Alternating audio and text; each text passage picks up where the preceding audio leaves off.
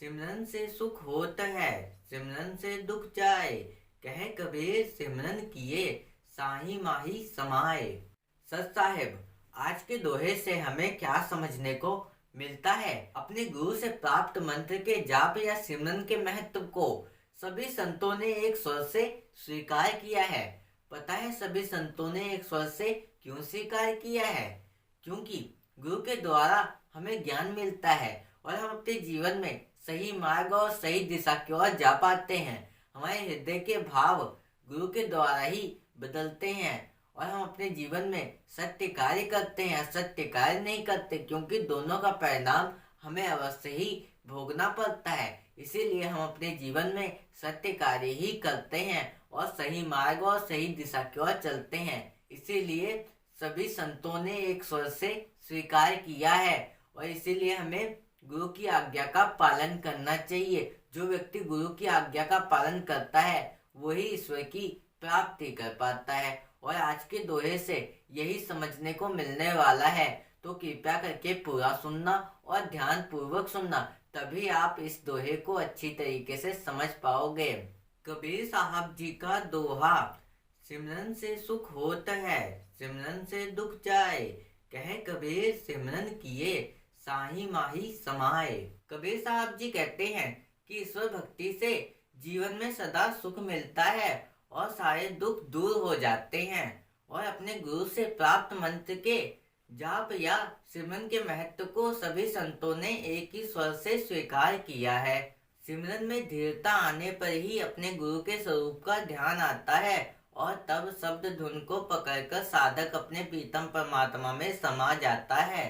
कबीर साहब जी ने हमें इस दोहे में क्या समझाया है कि ईश्वर भक्ति से जीवन में सदा सुख मिलता है और सारे दुख दूर हो जाते हैं, कि हमें हमेशा ही हृदय से ईश्वर की भक्ति करनी चाहिए, क्योंकि ईश्वर की भक्ति करने से एक दिन अवश्य ही हम ईश्वर में समा जाएंगे। वो किस प्रकार हम समा जाएंगे?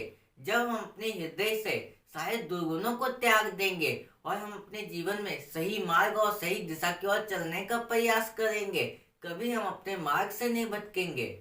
जो व्यक्ति भक्ति भाव करता है, भजन कीर्तन करता है, गुरु की आज्ञा में रहकर ही कार्य करता है, उसे अपने जीवन में सुख मिलता है और सारे दुख दूर हो जाते हैं। दुख सुख तो हमारे जीवन में पड़ता है, पर उन दोनों परिस्थितियों में आप क्या सीखते हो, यह आपके ऊपर ही निर्भर करता है। जो भक्त दोनों परिस्थितियों में एक समान रहता है, वही भक्त ईश्वर की प्राप्ति कर पाता है। क्योंकि दोनों परिस्थितियों में जो भक्त भक्ति भाव करता है, भजन कीर्तन करता है, कभी अपने मार्ग से नहीं भटकता, वही ईश्वर की प्राप्ति कर पाता है। अगर आपके ऊपर दुख पड़ा है तो उससे आपको कुछ सीखने को मिलेगा, ये समझो। और जो कुछ भी परमात्मा करते हैं हमारे लिए अच्छा ही करते हैं। जो भक्त अपने जीवन में सही मार्ग पे चलता है, उसके ऊपर दुख पड़े या सुख पड़े, दोनों परिस्थितियों में एक समान रहता है, वही ईश्वर की प्राप्ति कर पाता है। इसीलिए हमें अपने जीवन में सही मार्ग और सही दिशा की ओर चलना चाहिए, कभी हमें अपने मार्ग से नहीं भटकना चाहिए। और हमें अपने जीवन में ईश्वर की भक्ति करनी चाहिए, क्योंकि ईश्वर की भक्ति करने से हमारे जीवन में सदा सुख रहता है और सारे दुख दूर हो जाते हैं। वो तभी होगा जब हम ईश्वर की सच्चे हृदय से भक्ति करेंगे, सही मार्ग और सही दिशा की ओर चलेंगे, कभी हम अपने मार्ग से नहीं भटकेंगे, तभी हम ईश्वर की प्राप्ति कर पाएंगे। और सत्य कार्य ही करने चाहिए, असत्य नहीं, दुष्कर्म नहीं। कोई भी कर्म निष्फल नहीं होते। आप अपने जीवन में कोई भी कर्म करते हो वो निष्फल नहीं होगा, उसका परिणाम आपको अवश्य ही भोगना पड़ेगा। इसीलिए हमें अपने जीवन में जितना हो सके सत्य कार्य ही करने चाहिए, असत्य नहीं करने चाहिए। सही मार्ग और सही दिशा की ओर चलना चाहिए, कभी अपने मार्ग से नहीं भटकना चाहिए। अपने गुरु से प्राप्त मंत्र के जाप या सिमरन के महत्व को सभी संतों ने एक स्वर से स्वीकार किया है। पता है सभी संतों ने एक स्वर से स्वीकार क्यों किया है? क्योंकि हमारे जीवन में गुरु का महत्व बहुत बड़ा होता है, क्योंकि गुरु के द्वारा हमें ज्ञान मिलता है और हम अपने जीवन में सही मार्ग और सही दिशा की ओर चलते हैं। अगर हम अपने जीवन में गुरु की आज्ञा का पालन करते हैं तो हम ईश्वर की प्राप्ति अवश्य ही कर लेंगे, क्योंकि गुरु के नियम ही कुछ ऐसे होते हैं। हमें अपने अंदर शीतलता का भाव लाना होता है और हमें अपने जीवन में अच्छे कर्म करने होते हैं, सत्य कर्म करने होते हैं, कोई दुष्कर्म नहीं करना होता है। जो व्यक्ति दुष्कर्म करता है उसका परिणाम उसको भोगना पड़ता है। सत्य कर्म हो या असत्य कर्म हो, दोनों का परिणाम हमें अवश्य ही भोगना पड़ता है। गुरु के द्वारा हमें जब पता चल जाता है कि हमारे जीवन में दोनों कर्मों का फल हमें ही भोगना है, तो फिर हम अपने जीवन में सही मार्ग और सही दिशा की ओर चलने का प्रयास करते हैं। कभी हम अपने मार्ग से नहीं भटकते। अपने गुरु से प्राप्त मंत्र के जाप या सिमरन का महत्व। हमारे जीवन में सिमरन का महत्व बहुत बड़ा होता है। जब हमें गुरु से प्राप्त हो जाता है तब हम अपने जीवन में सही मार्ग और सही दिशा की ओर चलने का प्रयास करते हैं। पर सिमरन भी हमें अपने मन से करनी चाहिए। जब तक हमारे मन के भाव नहीं बदलेंगे तब तक हम ईश्वर की प्राप्ति किस प्रकार कर पाएंगे। वो तो तभी संभव है जब हम गुरु की आज्ञा का पालन करेंगे और हम अपने जीवन में सही मार्ग और सही दिशा की ओर चलने का प्रयास करेंगे। कभी हम अपने मार्ग से नहीं भटकेंगे, भक्ति भाव भजन कीर्तन करेंगे, तभी हम ईश्वर की प्राप्ति कर पाएंगे। हमारे हृदय में शीतलता का भाव बन जाएगा, हम शांत रहेंगे, गुस्सा क्रोध ईर्षा मद आदि इन सबसे हम परे हो जाएंगे, तभी हम ईश्वर की प्राप्ति कर पाएंगे। और ये तो संभव तभी होगा जब आप अपने जीवन में गुरु बनाओगे, अपने गुरु से प्राप्त मंत्रों का जाप करोगे, सिमरन करोगे, वो भी हृदय से करोगे, तभी आप ईश्वर की प्राप्ति कर पाओगे। इसलिए कहते हैं गुरु भी प्रभु की कृपा से मिलते हैं और प्रभु भी गुरु की कृपा से मिलते हैं। दोनों एक दूसरे के पूरक हैं। दोनों की कृपा पाए बिना कल्याण नहीं होता। जब दोनों की कृपा आपके ऊपर होती है तभी आप कल्याण पा सकते हो, आवागमन के चक्र से मुक्ति प्राप्त कर सकते हो। जब आपके अंदर शीतलता का भाव बन जाएगा, सही दिशा और सही मार्ग पे चलने लग जाओगे, तब आप ईश्वर की प्राप्ति अवश्य ही कर पाओगे। ये संभव किसके द्वारा होता है? गुरु के द्वारा। अपने गुरु से प्राप्त मंत्र के जाप या सिमरन के महत्व को सभी संतों ने एक स्वर से स्वीकार किया है। इसीलिए स्वीकार किया है क्योंकि जो व्यक्ति गुरु से प्राप्त मंत्र का जाप या सिमरन करता है उसे ईश्वर की प्राप्ति अवश्य ही होती है। इसीलिए कबीर साहब जी कहते हैं, माला फेरत जुग भया फिरे ना मन का फेर, कर का मन का डाल दे मन का मन का फेर। कोई व्यक्ति लंबे समय तक का अपने हाथों की माला तो फेरता है परंतु उसके मन के भाव नहीं बदलते। इसीलिए कबीर साहब जी की ऐसे व्यक्ति को सलाह है कि हाथों की इस माला को छोड़कर अपने मन के मोतियों की माला फेरे। जो व्यक्ति अपने मन के मोतियों की माला फेरता है उसके हृदय के भाव बदल जाते हैं, उसके हृदय में शीतलता का भाव आ जाता है और क्रोध गुस्सा ये सब दूर हो जाते हैं। वो अपने जीवन में सही मार्ग और सही दिशा की ओर चलने का प्रयास करता है। ये किसके द्वारा संभव हुआ? ये गुरु के द्वारा। गुरु का महत्व हमारे जीवन में बहुत बड़ा है, इसीलिए सभी संतों ने एक स्वर से स्वीकार किया है और इसीलिए हमें अपने जीवन में गुरु की आज्ञा में रहकर ही कार्य करना चाहिए। जो व्यक्ति गुरु की आज्ञा का पालन करता है वो ईश्वर की प्राप्ति के मार्ग पे चलना शुरू कर देता है। वो अपने जीवन में सत्य कार्य करता है, सही मार्ग और सही दिशा की ओर चलने का प्रयास करता है, कभी अपने मार्ग से नहीं भटकता। ये सब संभव किसके द्वारा होता है? गुरु के द्वारा।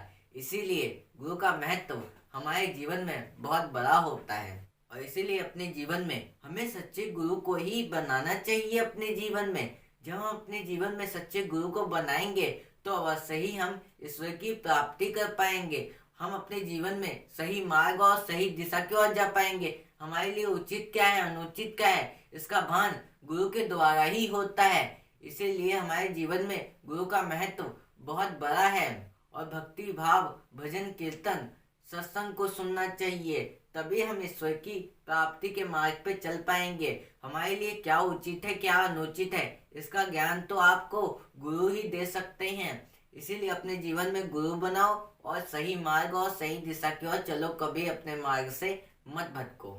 सिमरन में धीरता आने पर ही अपने गुरु के स्वरूप का ध्यान आता है और तब शब्द धुन को पकड़कर साधक अपने प्रीतम परमात्मा में समा जाता है। जब अपने गुरु से प्राप्त मंत्रों का जाप करते हैं, सिमरन करते हैं और सिमरन में धीरता आने पर ही अपने गुरु के स्वरूप का ध्यान आता है, हम ये जान पाते हैं कि हमें अपने जीवन में ईश्वर की भक्ति करनी चाहिए और सही मार्ग और सही दिशा की ओर चलना चाहिए। कभी हमें अपने मार्ग से नहीं भटकना चाहिए।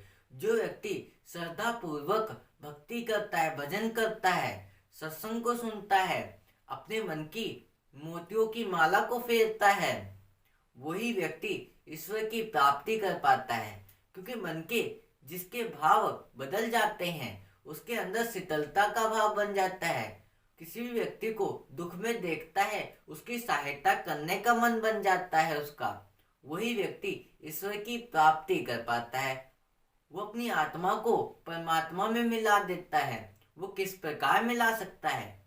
जो व्यक्ति इस शरीर के द्वारा दुष्कर्म करता है, दूसरों को दुख या तकलीफ पहुंचाता है, तो उसके आत्मा को दुख नहीं पहुंचेगा क्या? पहुंचेगा। फिर अपनी आत्मा को परमात्मा में कैसे मिला पाएगा? नहीं मिला पाएगा। वो तो तभी संभव होगा जब आप अपने जीवन में गुरु बनाओगे और गुरु की आज्ञा का पालन करोगे और सही मार्ग और सही दिशा की ओर चलोगे। कभी भी अपने जीवन में ऐसे कर्म नहीं करोगे जिसके कारण आपको दुख या तकलीफ मिले। जो व्यक्ति गुरु की आज्ञा का पालन करता है और अपने जीवन में कोई ऐसा कर्म नहीं करता है जिसका परिणाम उसको भोगना पड़े, क्योंकि हम अपने जीवन में सत्कर्म करें या असत्य कर्म करें, दोनों का फल अवश्य ही भोगना पड़ता है। दोनों ही निष्फल नहीं होते हैं, दोनों का परिणाम एक दिन हमें अवश्य ही भोगना पड़ता है। सिमरन में धीरता आने पर ही अपने गुरु के स्वरूप का ध्यान आ जाता है। फिर आप अपने जीवन में सही मार्ग और सही दिशा की ओर जा पाते हो, कभी अपने मार्ग से नहीं भटकते और तब शब्द धुन को पकड़कर साधक अपने प्रीतम परमात्मा में समा जाता है। वो किस प्रकार समा जाता है? जब अपने गुरु से प्राप्त मंत्र के जाप या सिमरन में धीरता आने पर ही अपने गुरु के स्वरूप का ध्यान आता है और वो अपने जीवन में सही मार्ग और सही दिशा की ओर चलता है, गुरु की आज्ञा का पालन करता है। जो व्यक्ति गुरु की आज्ञा में रहकर ही कार्य करता है वही ईश्वर की प्राप्ति कर पाता है और अपनी आत्मा को परमात्मा में मिला पाता है। वो तो तभी संभव होगा जब आप अपने जीवन में गुरु की आज्ञा में रहकर ही कार्य करोगे, कोई दुष्कर्म नहीं करोगे, असत्य कार्य नहीं करोगे, सही मार्ग और सही दिशा की ओर चलोगे, तभी आप अपनी आत्मा को परमात्मा में मिला पाओगे। वो तो तभी संभव है जब आप अपने जीवन में अच्छे कर्म करते हो, आप किसी की सहायता करते हो, किसी की मदद करते हो, किसी को भी दुख में नहीं देख पाते हो। जिस व्यक्ति के अंदर ऐसा भाव बन जाता है वही व्यक्ति ईश्वर में समा जाता है। फिर वो आवागमन के चक्र में कभी नहीं फंसता। इसीलिए वो अपने जीवन में गुरु की आज्ञा का पालन करता है और जो व्यक्ति गुरु की आज्ञा का पालन करता है, सत्संग को सुनता है, भक्ति भाव भजन कीर्तन करता है, उसे कभी भी दुख नहीं पड़ता है। उसके जीवन से सारे दुख दूर हो जाते हैं और वो व्यक्ति अपने जीवन में सही मार्ग और सही दिशा की ओर चलता है, कभी अपने मार्ग से नहीं भटकता। और आज के लिए बस इतना ही। फिर मिलेंगे ऐसे ही एक नए दोहे के साथ और इस चैनल पर ऐसे ही कबीर साहब जी के रोज नए नए दोहे आते रहेंगे। उसे सुनने के लिए चैनल को सब्सक्राइब कर लेना। सत साहिब।